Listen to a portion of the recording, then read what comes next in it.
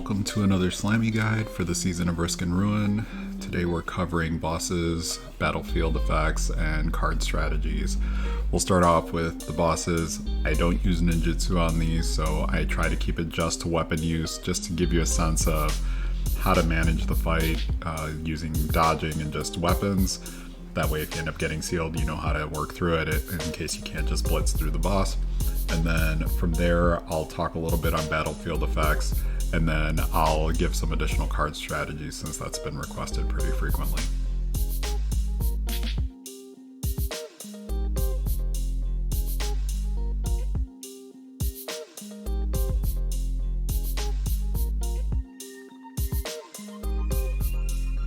This is a straightforward boss, so I won't narrate.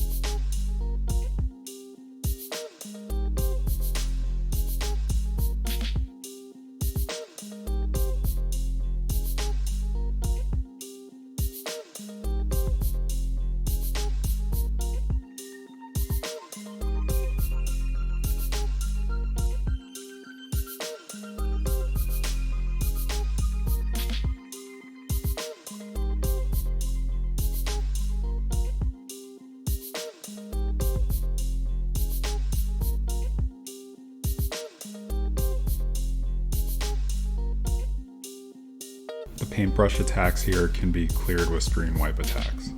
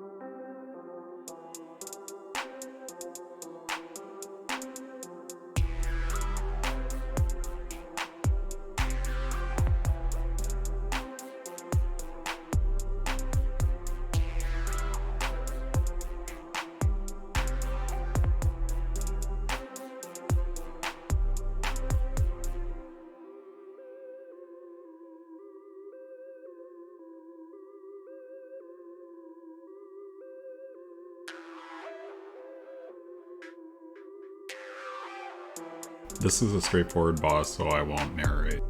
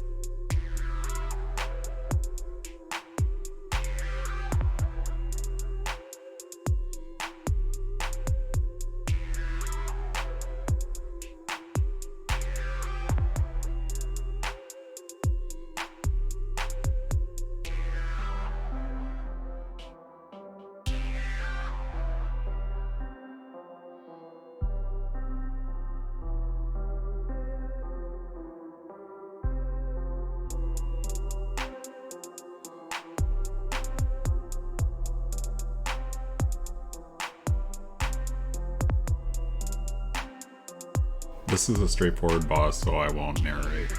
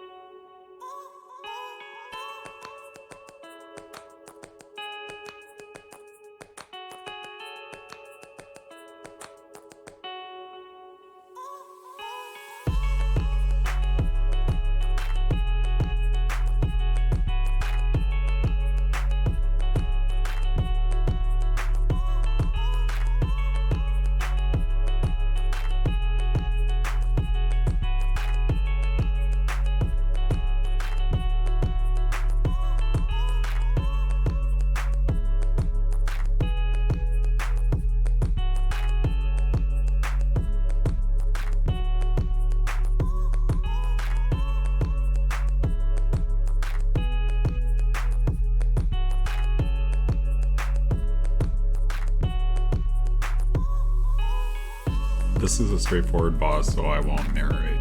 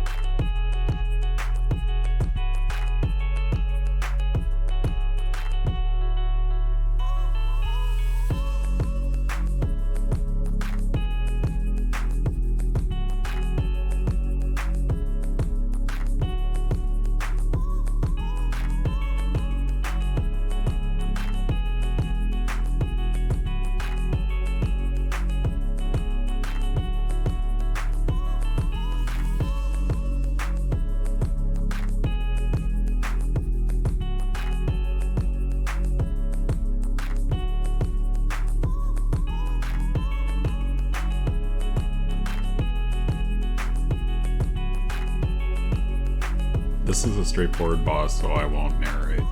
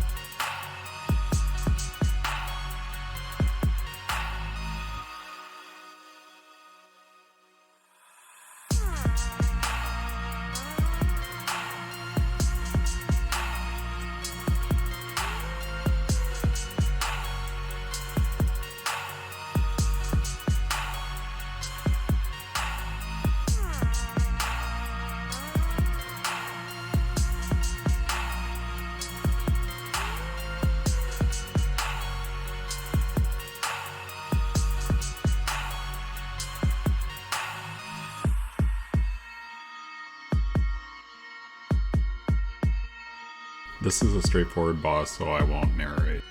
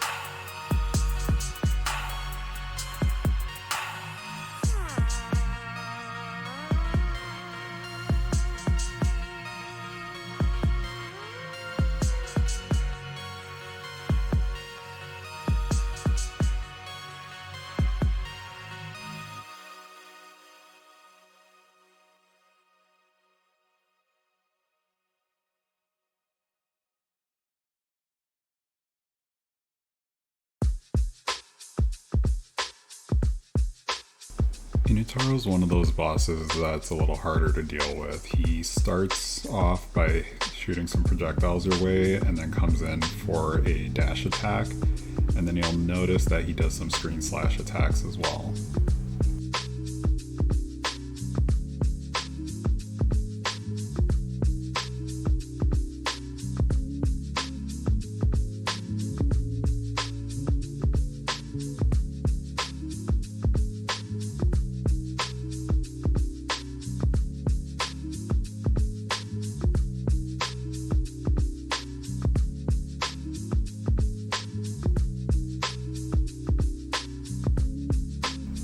Once you get him down to about half health, he'll go to the front of the screen and then he'll turn into this larger wolf form and jump back and forth, and then you'll notice that his attacks become a little bit more aggressive.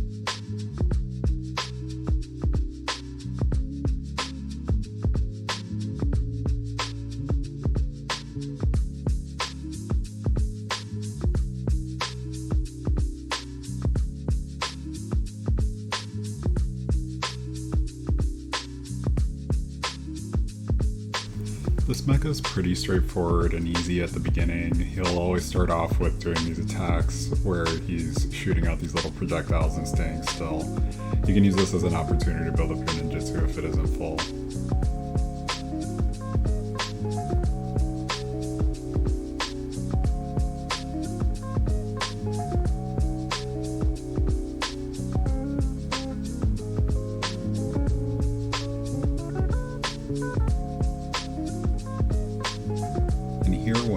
down to about a third of his health taken away, he'll go behind you, so you have to be mindful of that when you're doing your attacks. You don't want to waste all of your attack if it doesn't go behind you.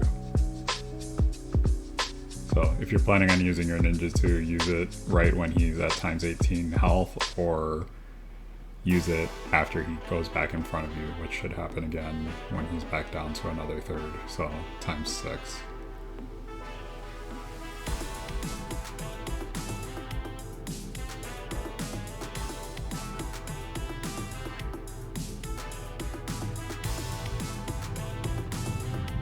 And then from here, you should feel a little more like the other mecha bosses.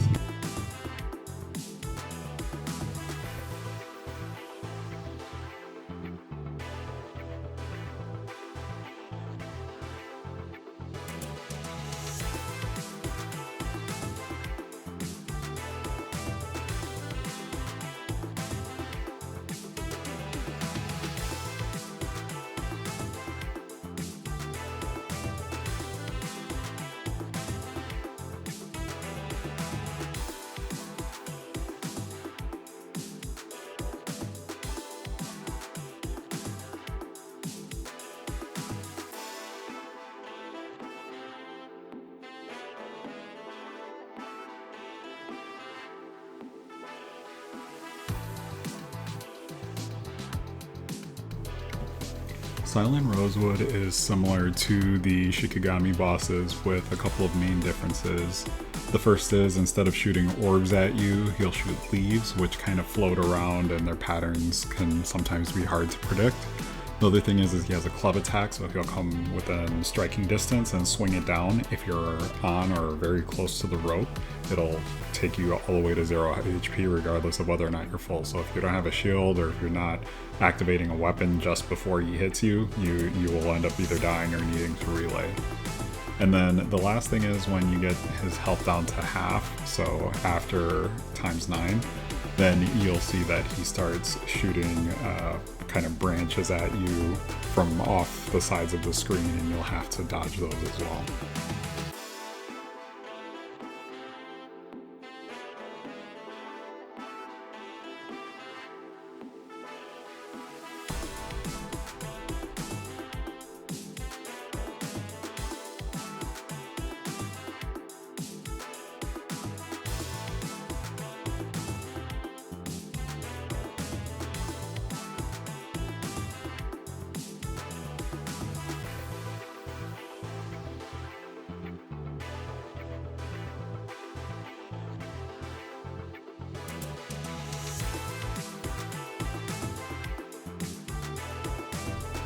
Couple of things about the programmer bosses. One, even though they might look a lot like the Oni face bosses, so red face, purple face, white face, they're not the same. They are technically human. Two, you want to keep in mind that most of their projectiles cannot be cleared with even a screen wipe. So you'll need either a lightning summon, so you'll have to have a lightning weapon, and then have summon spirit, either card, active card or passive card, or you'll need to have something like the Aqua Dragon Sword. So his attacks do require more dodging than the face bosses typically do.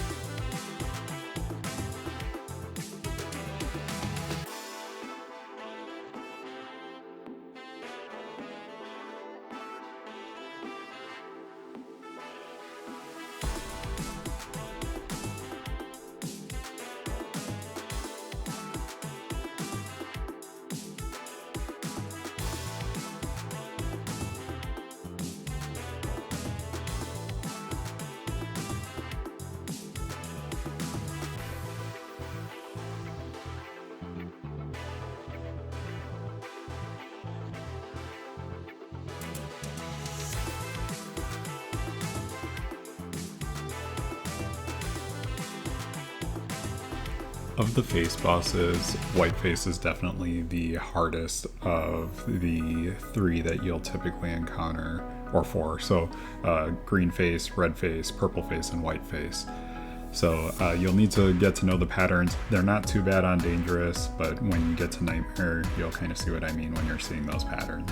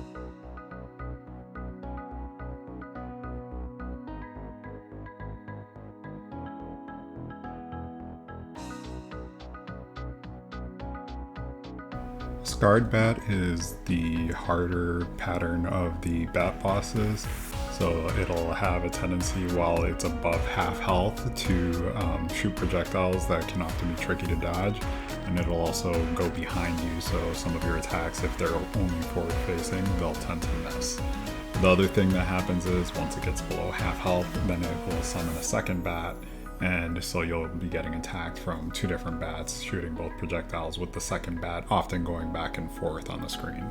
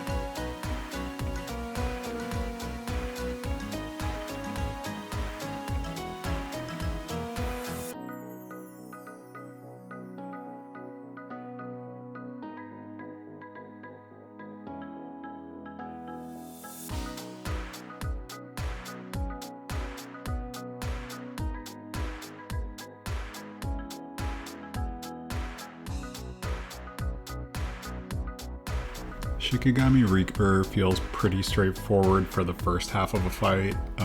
Just feels like a little bit faster than the other Shiki bosses. What you want to watch out for is on the second half. If you've done the SS Plus Red Beard Lord, some of the attacks will feel similar to that, so it can become a little bit harder to dodge.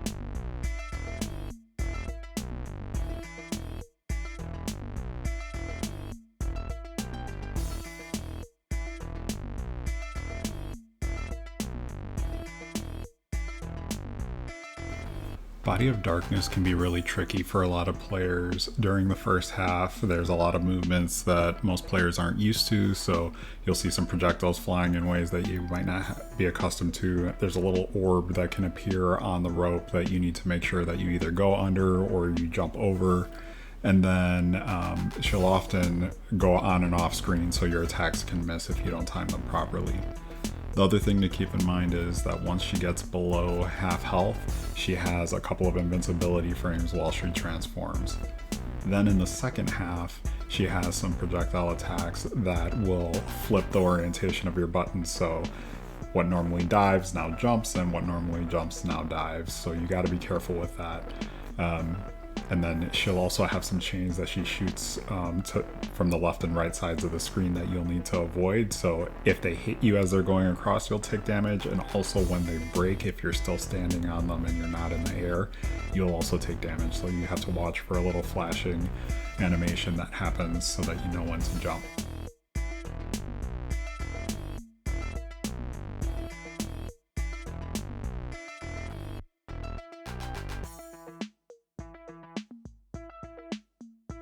The paintbrush attacks here can be cleared with screen wipe attacks.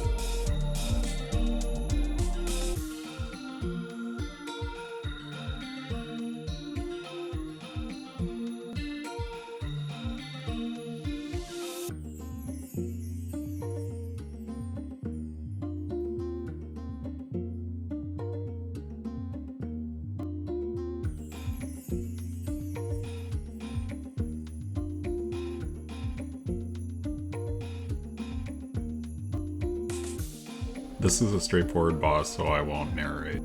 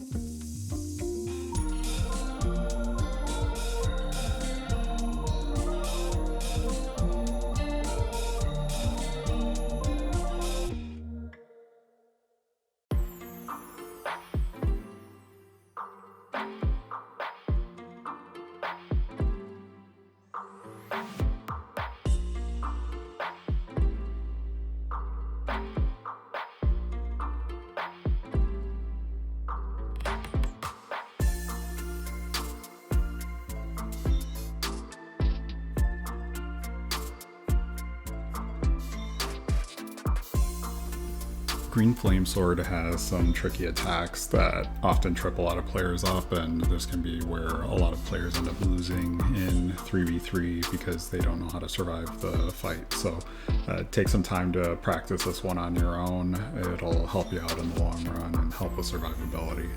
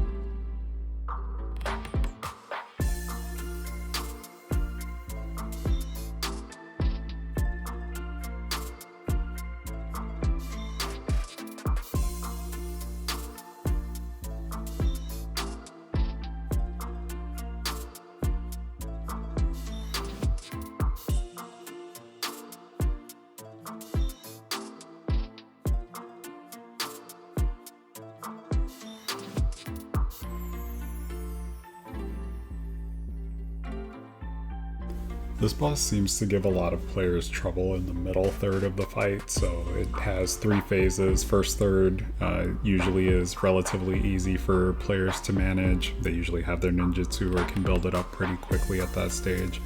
The middle third, they tend to struggle with dodging because there are projectiles kind of spreading out in a way that they're not used to seeing with other bosses. So that'll take some practice on this one. And then the third stage, it's a little bit easier again because the attacks tend to be more grouped together.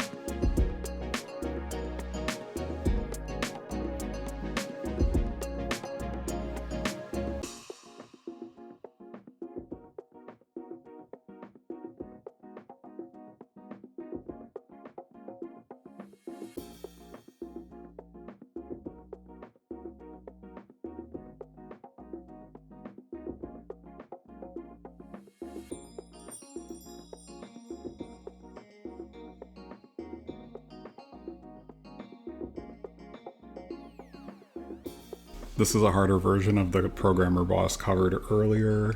Same deal, projectiles are harder to clear, so you'll either need a lightning summon spirit or you'll need to have Aqua Dragon Sword to be able to clear most of them. Screen Wipe doesn't typically do it.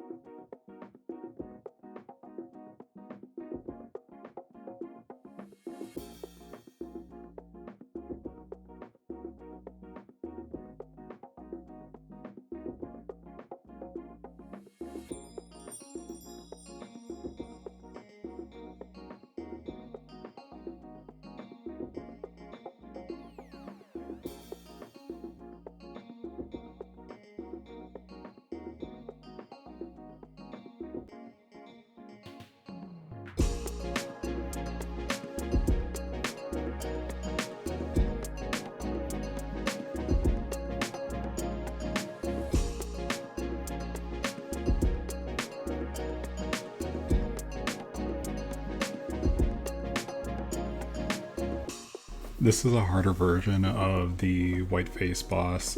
You'll want to take some time to learn the patterns here. They are pretty straightforward if you learn the order that they tend to happen in, so practicing it will help you get there, but this one I've seen a lot of players lose, whether it's in 3v3 or during NWT, so take the time to learn it, practice, be patient, learn some defensive strategies, so use your weapon or your ninjutsu to block projectiles instead of necessarily just focusing on being offensive. If you don't have a weapon ready, learn how to dodge through the patterns that you're seeing so that you can make it to the end of the fight.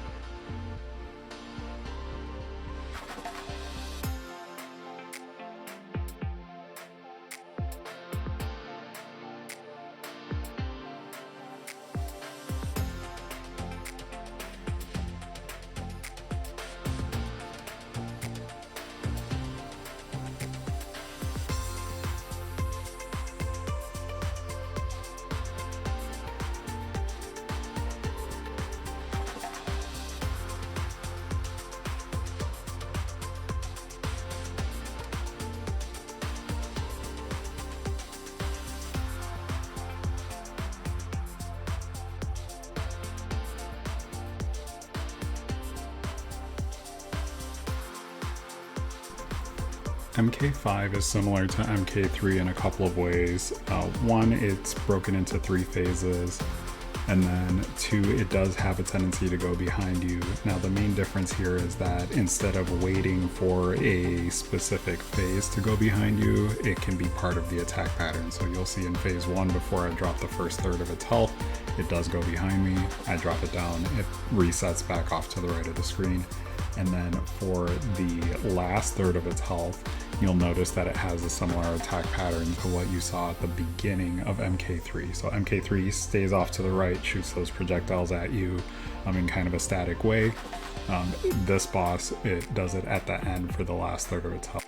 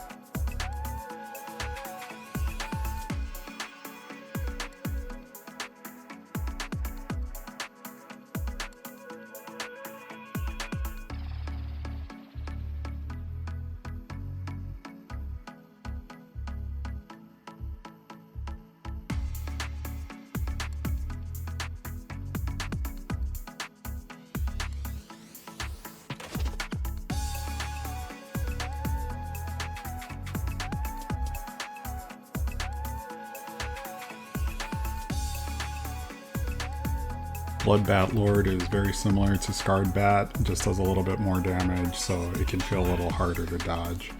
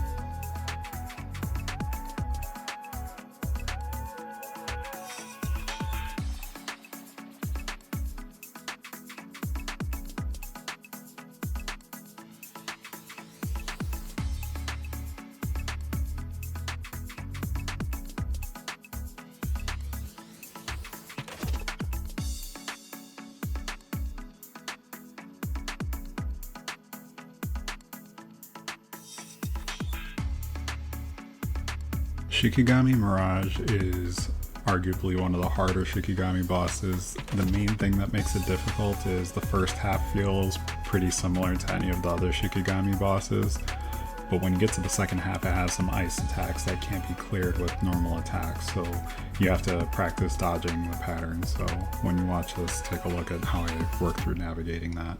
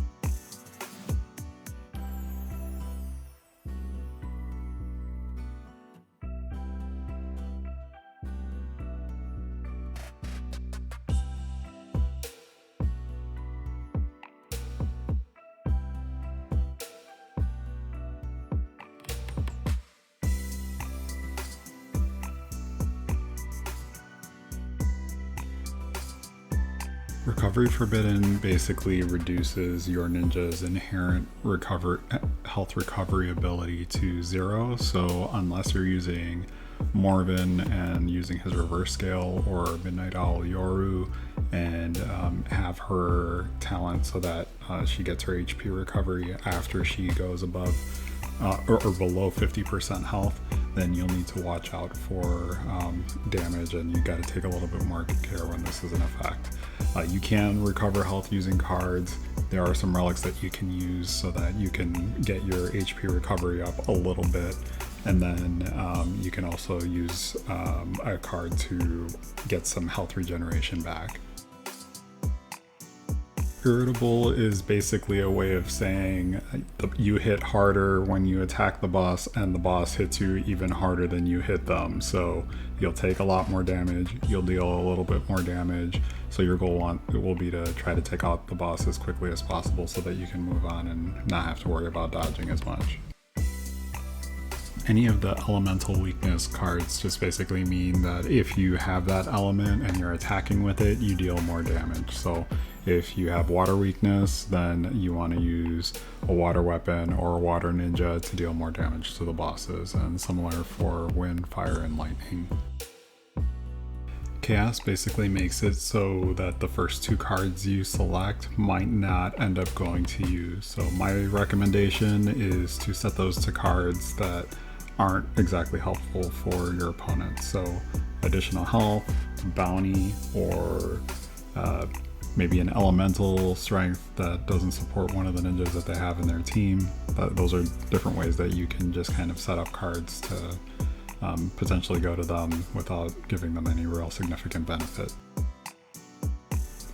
Steel rewards you with extra fish by not taking damage and basically punishes you if you end up taking enough damage to end up losing the bonus 100 goldfish coins. When Curse Shield is in effect, every boss will start off with it at the beginning of the fight, and then it'll run for 10 seconds, and then unless you break it or it expires, then you'll start dealing damage. The damage will not accumulate for what you do to the shield and then transfer it to the boss. You'll start dealing damage from the point that the shield is gone. So if you're not able to quickly take out the boss, I would recommend that you wait until the shield is gone and then dealing damage. Cost of Strength rewards you for taking damage, so if you tend to take damage on a stage a lot and this is in effect, then this is a good card to have, or this is a good battlefield effect to have in play, because you'll end up getting bonus fish as you go through the stage. Discount cuts the price of all your cards in half, so my recommendation is load it up, right? So if you have team cards that you normally avoid because they're too expensive, you usually have about 1,400 fish that you can find on any given map by the time you get to the end. So discount allows you to afford up to $2,800 or 2,800 fish worth of cards. So it doesn't mean you need to make everything that expensive, but it allows you to make some choices that you wouldn't normally make. Confine basically just completely shuts down any ninjutsu options, so you'll want to focus just on your shuriken or weapon damage. You have a couple of approaches that you can use with this. Most people tend to choose things that allow them to cool down their weapons, whether it's through relics, through cards. Otherwise, they often choose element. It's not the only way to go about it. You can do other things. You can focus on trapping or debuffing others. So you have a lot of different options and flexibility when this battlefield effect is in play. Overload gives you a damage boost at the cost of a lengthened weapon skill cooldown. So a couple things that you can do to help mitigate that. You can use a Thunder Dragon Sheath to help reduce your weapon cooldown. You can also bring along element so that your shurikens can get converted into elemental orbs to deal additional damage. Otherwise, you can use other cards to help your weapon cooldown so that you can get your attacks faster. Solo's a bit of a double-edged sword. You can't relay, but the boss also has less HP. So if you have concerns about surviving, either bring the immortal passive or ways to defend or recover your health. Mirror changes the strategy for the way most players will play on any given map, so keep that in mind when you're seeing this battlefield effect. I generally recommend either going with something that will either buff you or let you get your attacks, like Whetstone or Cost of Power. Otherwise, I would recommend using something that will end up being a detriment to your opponent. So Seal, Disarm, or Weaken, those are ways that you can help yourself kind of get ahead while you're slowing down your opponent. Resonance is an interesting effect because it forces everyone to take the same passive skill that's playing the battle. So make sure that you have some strategies set up for whatever passive you're given so that you're ready to go. Don't just assume that you should use the same card loadout for everything. So if you see that you have Arcana, you probably are going to want to bring some ninjutsu potions, for example, or something that boosts your ninjutsu damage. If you see that you have Bloody Blade, then you may want to consider doing something to help boost your attack or help with your health recovery so that you're not just wiping faster than you want to.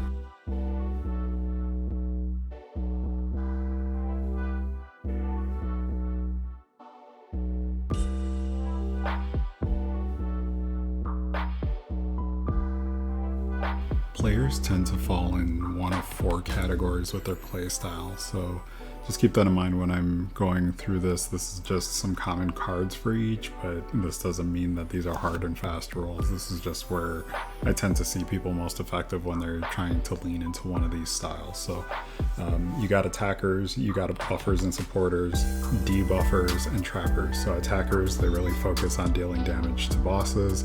Buffers and supporters, they are there to support their team, whether it's helping them deal damage to bosses or helping them survive the maps.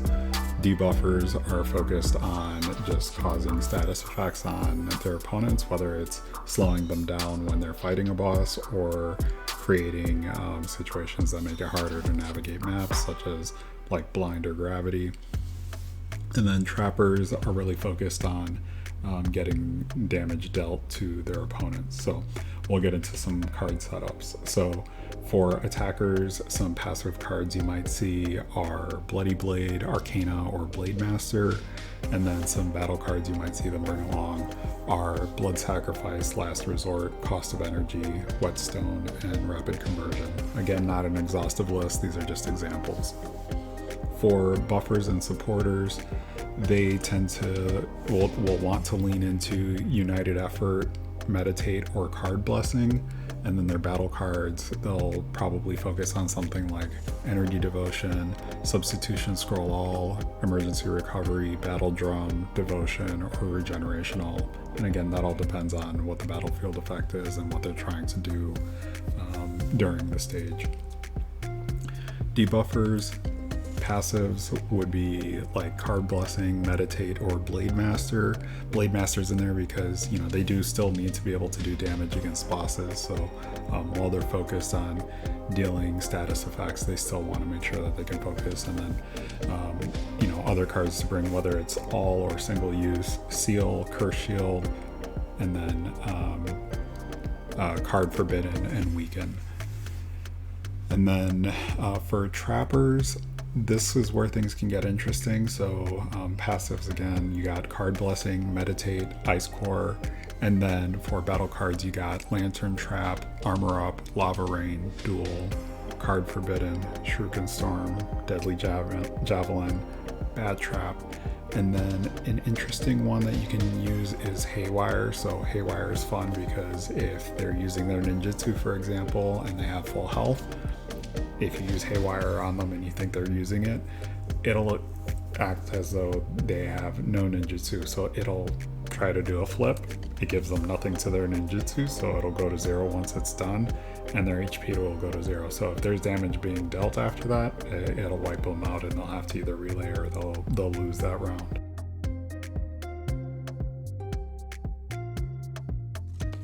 Some of this might look familiar from a previous video. There's a little bit of new content in here too, so just a few setups that you can use to get yourself going and then give you some ideas on how to get rolling, start playing around with some of these strategies. I recommend having a balanced approach, so have somebody play a different role. Don't have everybody be all attackers or all debuffers. It's generally better if you have more of a balanced team, at least one or two playing different roles so that you can do more. And if one of your players ends up getting impacted negatively, then you have two other approaches to kind of address and tackle what's going on.